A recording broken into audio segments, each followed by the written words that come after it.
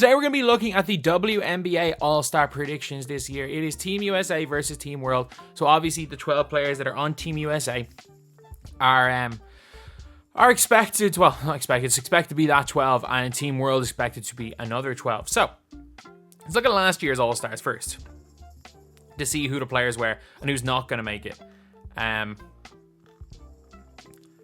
What is it? 2024 All-Star. Is there a list here? So for the East, well, Team Aja Wilson was Aja Wilson, Chelsea Gray, Jackie Young, Aaliyah Boston, who started on the All-Star team last year, Anna Rike, Kelsey Plum, Alicia Gray, Alyssa Thomas on the bench, wow, Dewana Bonner, and Elena Deladon replaced by Ryan Howard.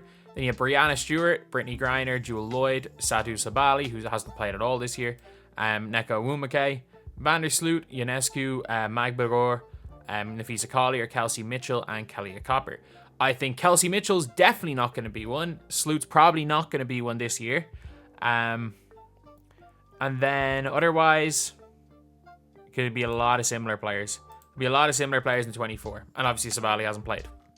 So, it says here, 50% fan vote, 25% current WNBA players, and media members are 25%.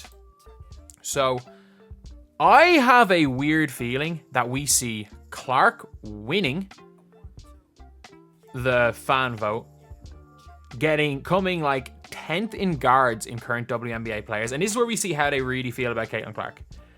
And then I actually have a feeling that the media members will not get Clark into the All-Star team. I think it's going to be the opposite. I think Reese is going to be the top in her position for fan votes, and I think the WNBA players are going to vote in Reese higher than Clark, and I think the media members will vote Clark higher, but I don't think it'll be enough. I have a weird feeling Reese gets an All-Star and Clark doesn't. That is my opinion on it. So, it says here, he's out of 12 players. Dewana Bonner, guaranteed. If Dewana Bonner was not naturalized for, I think, Macedonia, she'd be on the US Olympic team. Like, that's how well she's been playing. Like, I know she's on the older end. She's still been one of the best players in the league this year. If she wasn't naturalized for a different country, she would be on Team USA. So, guarantee. A guarantee. And they've got Caitlin Clark. So, the highs and lows of Clark's first 13 games have been thoroughly covered and analysed, but between the heavily weighted fan vote and the overall solid career start, she'll likely be head to Phoenix. The rookie ranks 4th in the league in assists per game, joins Olympian Jackie Young as the only players this season averaging 16 and 6 assists. Regardless of whether you think Clark should have made the Olympic team, it's hard to deny it. It's a tantalising prospect to see her go against Team USA as part of the All-Stars. I don't think she makes it. I think she should be. I think if you're looking at guards in the WNBA, I think outside the ones on Team USA, Arike is the only one I think you can argue is better than her, just because, like, obviously just the way she's being guarded. I don't think she makes it. I think she finishes 15th in current player votes.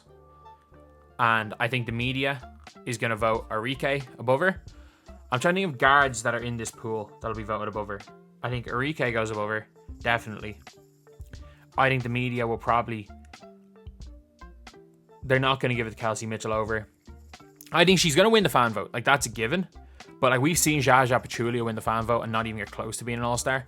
We've seen Wiggins win a fan vote, and I know he was an All-Star starter, but, like, we've seen weird players win fan votes before. I actually don't think Caitlin Clark makes the All-Star team. I think she is actually probably deserving of an All-Star team, of an All-Star selection. I don't think she makes it.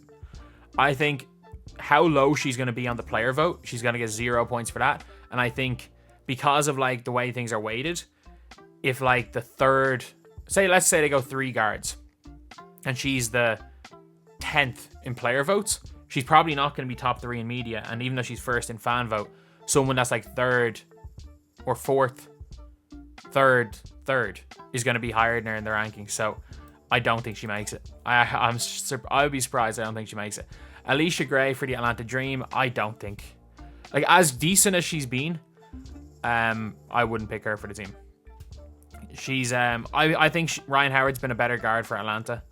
I think that she's probably been, when she's shooting well, she's one of the Atlanta Dream's best players. But I still don't. I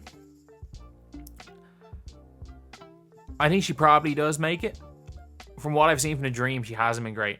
Dariqa Hamby, like, if you read up on the story with her in the Aces, it's kind of wild. But no doubt about it, No doubt about it, she's an all-star.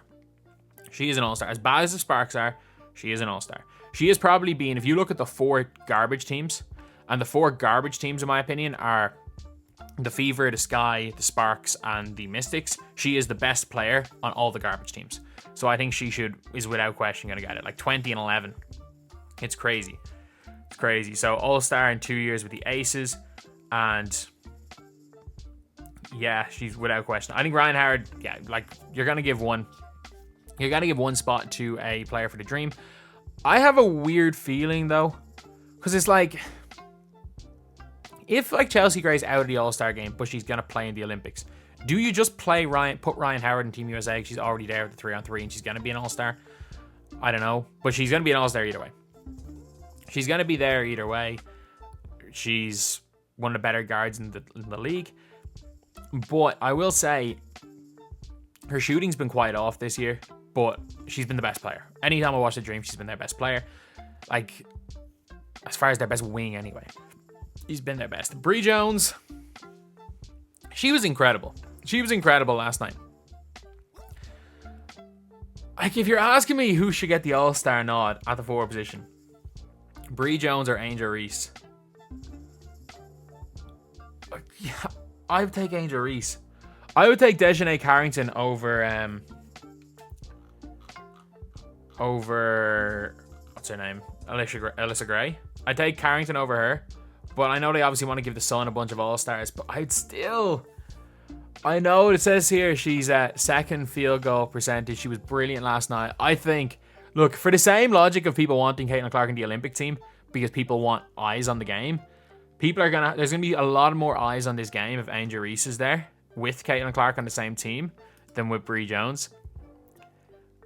I think it's going to be very tough for this one, because I think Angel Reese finishes near the top. I think she actually finishes near the top of the player votes. But at the same time, while being near the top of the player votes, I think she's going to be near the top of the fan vote. So I can't see Angel Reese not making it.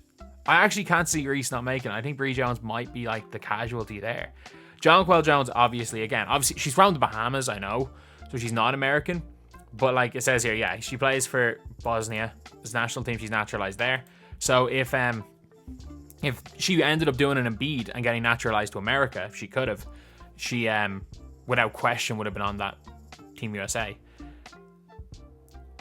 Like she was an MVP a couple of years ago. The only problem with Jonquel Jones is inconsistency. I've seen her have terrible games.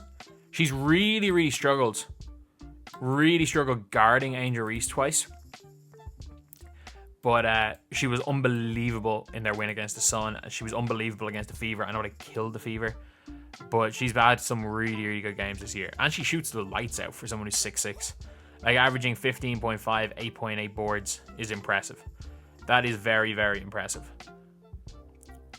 Scorching the Suns and the Mystics, she was class as well. Yeah, 7 threes against the Sun and the Mystics. Marina Mabrey, yeah. Without question, Marina Mabrey, I think, deserves to be an All-Star. Like, she has some terrible games. She has some good games. Other than Kennedy Carter, she is the only, like, go-to wing scorer on the team. She is the only person that can shoot the ball on the Chicago Sky. Genuinely, she is the only person that can shoot it. I think probably an All-Star. I think if she was a forward or a big, you could argue that you can maybe argue she's not the best player in the Sky. For me, she's the best player in the Sky. Then I would go one of, depending on the game, one of Kennedy Carter. To be fair, of the 4 best players on the Sky, and even 5, because Dana Evans can play a good game every now and again. Any of Kennedy Carter, Dana Evans, Angel Reese, Camila Cardoso, or Marina Mabrey, or heck, even Izzy Harrington or Harrison. Any of those can be the best player on any given day for the Sky. But I think Mabrey in general, she'd be a good All-Star game player because she just chucks. He's a good passer. I will say, like, she does a bit of everything for them. I'd give Marina Mabrey I would pick her for the All-Star team. I think Angel Reese should be there somewhere, but I don't think it should be at the expense of Mabrey. And Magbagor, yeah, obviously. Like, the one thing is, though, is like, is she even the third best player on her team? Because it says here, free agency additions, Nneka Nwumeke and Skylar Diggins-Smith, with obviously Jewel Lloyd. So you could argue they're the three best players. McGregor has been really good, in fairness. Obviously, he's going to be at the Olympics with Australia, who are the only team that have even a puncher's chance against America. And as far as centers and forwards go, it's like, again, do you bring Angel Reese in this position? I think as far as the way the voting is stacked, with how much weight there is on the fan vote, I can see Angel Reese getting in that center position over McGregor, to be fair. Kayla McBride, like, oh my God, like, she doesn't miss. Kayla McBride does not miss. I'm not joking. She genuinely doesn't miss. Actually, the quickest trigger I think I've ever seen in basketball. And that includes men or women. The ball gets in their hand and just goes up and it's in. It is crazy how quick her trigger is. But averaging 17.8 points, shooting 51% from three. And during the weekend, she went 15 of 23 from three. And the fact that one of those misses, I'm pretty sure, was was the Liberty? Who was it that was the Mercury maybe? And there was one game that she missed like a near half court heave for a game. But yeah, it was the Mercury, because right after Kalia Copper hit the three in the corner. And then Enrique, obviously. I think that she is the biggest shot chucker I've seen in the sport of basketball. She might be the biggest shot chucker I've seen. She is a generational shot chucker. Like, there are levels of shot chuckers. She is a generational shot chucker. She is the biggest shot chucker I've ever seen in the sport of basketball. That is, I know I've seen a lot of them, but she's as big a shot chucker as I've seen. But she is an absolute no-brainer. Her team kind of sucks. And Nneka Nwumeke, if she hadn't been frozen out of Team USA, she should have made Team USA. Like, she's arguably been the best player on the Seattle Storm this year. Like, as it says here, controversially omitted from the US Olympic roster in 2012, 2016, and 2021. I don't think she can make... I'm pretty sure she can't... She's won an MVP. I'm pretty sure she can't make Team USA because she tried to join the Nigeria team and FIBA wouldn't let her. So I'm not sure if she can make the USA team. Either way, though, I will say this is not a bad group for the All-Stars. I'm trying to think of who I would consider Kennedy Carter, just because outside of Hamby, she'd be the next in most improved player voting over Alicia Gray. And then I would probably... I'm sorry, Bree Jones. I would take just Angel Reese over. I would take Angel Reese over Bree Jones purely because it's an all-star game. If we're talking about all WNBA teams, Bree Jones is probably a little bit of a better year, and I get it. You want to have, with how good the Sun are, you want to have three players there. But one of Bree Jones or McGregor. One of those two gone for Angel Reese. That is just my opinion, because I don't think, from watching the other players, if we're going on merit, if we're just going best 12, Mabry's probably not there. But I do think as far as guards are concerned, I'm trying to think of what other guards do as much for their team as Mabry. Again, if you want to talk about Carrington, what she does on the defensive end, we can have a different conversation. And same with, and then when Vandersloot's available, what she brings is a bit different. So I don't know. Either way, I have a weird feeling. I just have a really weird feeling with the way the voting system is that Caitlin Clark doesn't make it and Angel Reese does.